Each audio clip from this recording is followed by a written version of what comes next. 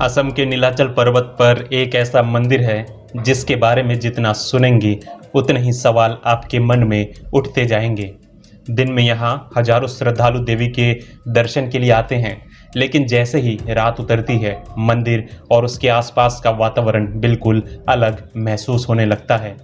इस स्थान का नाम है कामाख्या, एक ऐसा शक्तिपीठ जिसे केवल देवी के मंदिर के रूप में नहीं बल्कि शक्ति और तंत्र साधना की एक अत्यंत महत्वपूर्ण भूमि के रूप में भी जाना जाता है।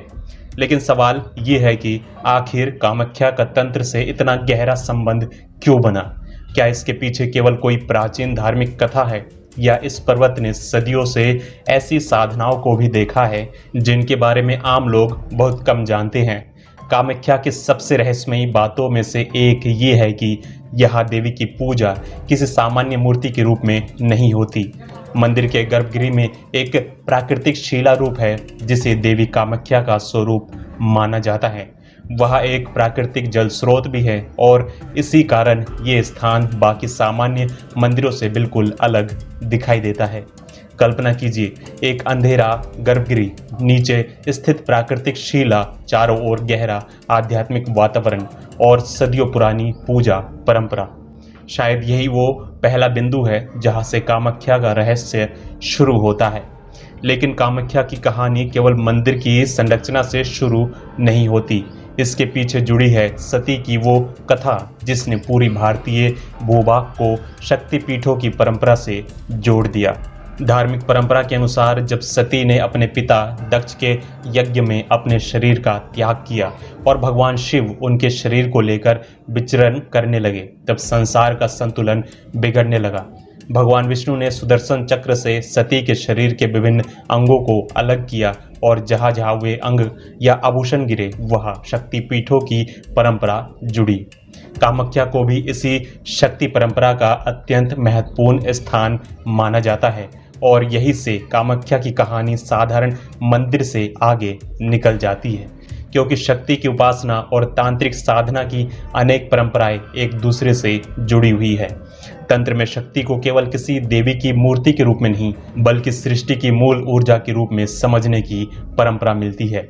इसलिए जहाँ शक्ति की उपासना अत्यंत प्राचीन रूप से होती रही, वहाँ साधना की गूढ़ परंपराएं भी विकसित हुई। लेकिन तंत्र शब्द सुनते ही हमारे मन में सबसे पहले क्या आता है? अंधेरा, रहस्य, मंत्र, शमशान, सिद्धियां और कभी-कभी काला जादू।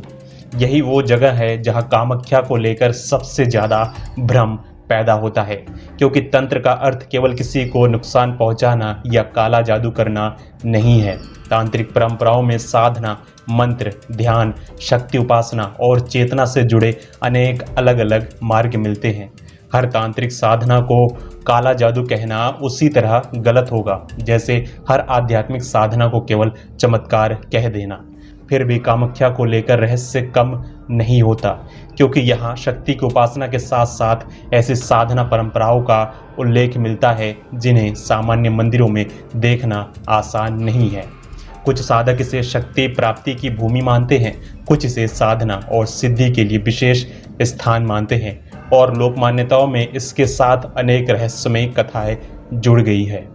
अब जरा कल्पना कीजिए उस नीलाचल पर्वत की। दिन का उजाला धीरे धीरे समाप्त हो चुका है, मंदिर परिसर शांत होने लगता है, सामान्य श्रद्धालुओं की भीड़ कम हो जाती है, रास्तों पर पहले जैसी चहल पहल नहीं रहती और इसी अंधेरे के साथ कामाख्या से जुड़ी तांत्रिक परंपराओं की कहानियाँ और भी रहस्यमय लगने लगती है। क्या सच में रात के समय यहाँ कोई ऐसी साधना होती है जिसे सामान्य लोग देख नहीं सकते? इस सवाल का जवाब देते समय सावधानी जरूरी है। कामाख्या से जुड़ी कई बातें धार्मिक मान्यताओं, तांत्रिक परंपराओं और लोक कथाओं पर आधारित है। हर रहस्यमय कहानी को ऐतिहासिक घटना मान लेना सही नहीं होगा, लेकिन यह भी सच है कि कामाख्या लंबे समय से शक्ति और तंत्र परंपराओं से जुड़ा महत्वपूर्ण धार्मिक केंद्र रहा है। यही वास्तविक परंपरा इस स्थान को अपने आप में रहस्यमय बनाने के लिए काफ़ी है। और कामाख्या का एक ऐसा पर्व भी है जिसके समय इस मंदिर की पूरी दिनचर्या ही बदल जाती है। कुछ दिनों के लिए मंदिर के कपाट बंद हो जाते हैं, श्रद्धालुओं का सामान्य दर्शन रुक जाता है और इसी पूरी परंपरा का संबंध देवी के एक अत्यंत अनोखे धार्मिक स्वरूप से जोड़ा जाता है। इसे कहा जाता है अम्बुवाची। अम्बुवाची के दौरान देवी के रजस्वला होने की मान्यता है। मंदिर के कपाट कुछ समय के लिए बंद रहते हैं और फिर विशेष परंपराओं के साथ दोबारा खोले जाते हैं। इस परंपरा को केवल एक रहस्यमय घटना की तरह देखना कामाख्या की गहराई को कम कर देगा, क्योंकि इसके पीछे शक्ति, स्त्रीत्व और सृष्टि की मूल ऊर्जा से जुड़ा धार्मिक दर्शन भी मौजूद है। लेकिन सवाल अभी भी वही है, अगर कामाख्या केवल एक शक्तिपीठ है तो तांत्रिक साधना के लिए इसका इतना महत्व क्यों बना? रात के अंधेरे, नीलाचल पर्वत, प्राकृतिक शिला रूप और शक्ति की इस अनोखी उपासना के बीच आखिर कौन सा संबंध है? और अम्बुवाची के उन दिनों में ऐसा क्या होता है जिसके कारण दूर दूर से साधक यहाँ पहुँचते हैं? कामाख्या का असली रहस्य शायद अभी खुला ही नहीं है, क्योंकि मंदिर के बंद कपाटों के बीच छिपी मान्यताओं से ज़्यादा महत्वपूर्ण है वो तांत्रिक परंपरा जिसने सदियों से इस स्थान को साधना की भूमि बनाए रखा। और इसी रहस्य को समझने के लिए हमें अब कामाख्या की उस दुनिया में प्रवेश करना होगा जहाँ शक्ति, मंत्र, साधना और सिद्धि की बातें एक दूसरे से जुड़ती है। कामाख्या के रहस्य की शुरुआत जहाँ हुई थी, वहीं से एक सवाल अब भी हमारे सामने खड़ा है। आखिर इस मंदिर को तांत्रिक साधना की भूमि क्यों माना गया? इसका उत्तर केवल किसी एक कथा में नहीं मिलता। इसके पीछे शक्ति उपासना की वो लंबी परंपरा है जिसमें देवी को सृष्टि की मूल शक्ति के रूप में देखा जाता है। तांत्रिक परंपराओं में बाहरी दुनिया से ज़्यादा महत्व साधक की आंतरिक चेतना को दिया जाता है। मंत्र, ध्यान, साधना और विभिन्न उपासना पद्धतियों के माध्यम से साधक अपने भीतर की शक्ति को समझने का प्रयास करता है। इसलिए तंत्र को केवल जादू टोने के रूप में देखना उसके वास्तविक धार्मिक संदर्भ को बहुत छोटा कर देता है। लेकिन कामाख्या की विशेषता ये है कि यह शक्ति की उपासना का स्वरूप ही अत्यंत अनोखा है। गर्भगृह में देवी की प्राकृतिक शिला रूप में पूजा होती है। यह कोई सामान्य मानवाकार मूर्ति नहीं है। यही प्राकृतिक स्वरूप शक्ति और प्रकृति के संबंध की ओर संकेत करता है। देवी को किसी बाहरी आकृति तक सीमित करने के बजाय यह प्रकृति के एक प्राकृतिक रूप में शक्ति का अनुभव किया जाता है। और फिर आता है अम्बुवाची का समय। साल के इस विशेष समय में मंदिर के कपाट बंद कर दिए जाते हैं। धार्मिक मान्यता के अनुसार ये वो अवधि है जब देवी कामाख्या रजस्वला होती है। मंदिर कुछ दिनों के लिए सामान्य दर्शन से बंद रहता है और फिर विशेष विधि विधान के बाद कपाट खोले जाते हैं। अब जरा सोचिए, भारत के अधिकांश मंदिरों में देवी की पूजा नियमित रूप से होती है, लेकिन यहाँ देवी के प्राकृतिक अस्तित्व को ही धार्मिक परंपरा का हिस्सा बनाया गया। ये अपने आप में एक बहुत गहरी बात है। सृष्टि का जन्म जिस शक्ति से होता है, उस शक्ति के स्त्री स्वरूप को यहाँ पवित्र माना गया। इसी कारण अम्बुवाची केवल एक उत्सव नहीं है, ये शक्ति, प्रकृति और सृजन के संबंध से जुड़ी एक धार्मिक परंपरा है। इसके दौरान देश के अलग अलग हिस्सों से साधु, साधक और श्रद्धालु कामाख्या पहुंचते हैं। इसी समय कामाख्या का तांत्रिक स्वरूप भी सबसे अधिक चर्चा में आता है, लेकिन यही सबसे ज़्यादा सावधानी की ज़रूरत है। कामाख्या के बारे में इंटरनेट और लोक कथाओं में कई ऐसी कहानियाँ सुनाई जाती है जिसमें रात की रहस्यमय साधना, गुप्त अनुष्ठान और अलौकिक शक्तियों की बातें होती है। इनमें से हर बात का प्रमाण उपलब्ध नहीं है, इसलिए किसी लोक कथा को तथ्य बताना उचित नहीं होगा। फिर भी ये मानने के लिए पर्याप्त धार्मिक और ऐतिहासिक आधार है कि कामाख्या शक्ति और तंत्र की महत्वपूर्ण परंपराओं से जुड़ा रहा है। यही कारण है कि तंत्र साधना में रुचि रखने वाले साधकों के लिए ये स्थान विशेष महत्व रखता है। तंत्र में सिद्धि शब्द भी अक्सर सुनने को मिलता है। आम लोगों के मन में सिद्धि का अर्थ तुरंत कोई अलौकिक शक्ति प्राप्त कर लेना होता है, लेकिन साधना की परंपराओं में सिद्धि के अर्थ और उसके संदर्भ अलग अलग हो सकते हैं। किसी साधना में एकाग्रता, आत्मनियंत्रण, मंत्र साधना और आध्यात्मिक उपलब्धि को भी महत्व दिया जा सकता है। इसलिए हर सिद्धि को चमत्कार या जादू की तरह देखना उचित नहीं है। और शायद यही कारण है कि कामाख्या का रहस्य डर से ज़्यादा गहरा है। यह अंधेरा है, लेकिन केवल रात का अंधेरा नहीं। यह रहस्य है, लेकिन केवल छिपी हुई घटनाओं का रहस्य नहीं। यह शक्ति है, लेकिन केवल किसी अलौकिक शक्ति की कल्पना नहीं।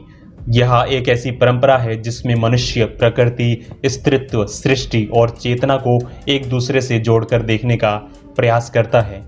फिर भी एक सवाल रह जाता है, रात और तंत्र साधना का संबंध इतना मजबूत क्यों है? कई तांत्रिक परंपराओं में रात, एकांत और शांत वातावरण को साधना के लिए उपयुक्त माना गया है। इसका कारण साधक का बाहरी दुनिया से ध्यान हटाकर भीतर की ओर ले जाना भी हो सकता है।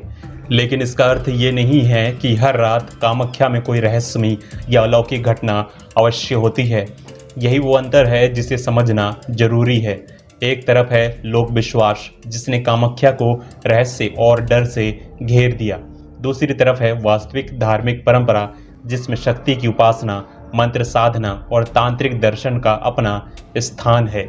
और तीसरी तरफ है हमारा मन, जो किसी अंधेरी रात, बंद मंदिर और गुप्त साधना की कल्पना को तुरंत रहस्य और भय में बदल देता है।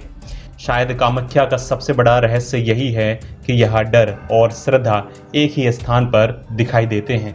जो व्यक्ति तंत्र को केवल काला जादू समझता है, उसे कामाख्या भयावह लग सकती है, और जो इसे शक्ति उपासना की दृष्टि से देखता है, उसके लिए यही स्थान साधना की भूमि बन जाता है। और जो इतिहास की दृष्टि से देखता है, उसके लिए कामाख्या भारतीय धार्मिक परंपराओं के विकास का एक महत्वपूर्ण केंद्र बन जाता है। लेकिन जब रात गहरी है और नीलाचल पर्वत पर मंदिर का वातावरण शांत हो जाता है, तब एक प्रश्न फिर मन में उठता है, क्या सदियों से साधक इस स्थान पर केवल किसी शक्ति को पाने के लिए आते रहे, या वे उस शक्ति को जानने आए थे जो पहले से उनके भीतर मौजूद है? शायद यही तंत्र का सबसे गहरा संदेश है। बाहर की दुनिया को जीतने से पहले अपने भीतर की शक्तियों को समझना, अपने भय का सामना करना, अपनी इच्छाओं पर नियंत्रण पाना और उस चेतना की ओर बढ़ना जिसे साधक परम शक्ति से जोड़कर देखते हैं। इसलिए कामाख्या को केवल डरावना तांत्रिक मंदिर कहना शायद उसके वास्तविक स्वरूप के साथ न्याय नहीं करेगा। ये एक शक्तिपीठ है, ये देवी की उपासना का प्राचीन केंद्र है, और साथ ही शक्ति तथा तंत्र से जुड़ी अनेक परंपराओं की भूमि भी है। इसके आसपास जितनी रहस्यमय कहानियां हैं, उसमें कुछ धार्मिक मान्यताएं हैं, कुछ लोक कथाएं हैं और कुछ ऐसी बातें भी हैं जिन्हें प्रमाण के बिना सत्य नहीं कहा जा सकता। लेकिन एक बात निर्विवाद रूप से इस स्थान को रहस्यमयी बना देती है। हजारों वर्षों से मनुष्य इस पर्वत पर खड़ा होकर उसी प्रश्न को खोज रहा है, शक्ति आखिर है क्या? क्या वो केवल मंदिर के गर्भगृह में है? क्या वो मंत्रों में है? क्या वो प्रकृति में है? या फिर वो शक्ति हमारे भीतर ही मौजूद है, जिसे पहचानने के लिए साधना की आवश्यकता होती है? शायद कामाख्या का रहस्य किसी बंद दरवाजे के पीछे छिपा हुआ नहीं है। शायद असली रहस्य उस दृष्टि में है जिससे हम शक्ति को देखते हैं। और शायद इसी कारण नीलाचल पर्वत पर स्थित ये मंदिर आज भी केवल श्रद्धा का केंद्र नहीं है, बल्कि साधना और शक्ति की खोज का प्रतीक बना हुआ है। तो प्रेम से बोलिए राधे राधे। जय श्री कृष्ण, जय श्री कृष्ण।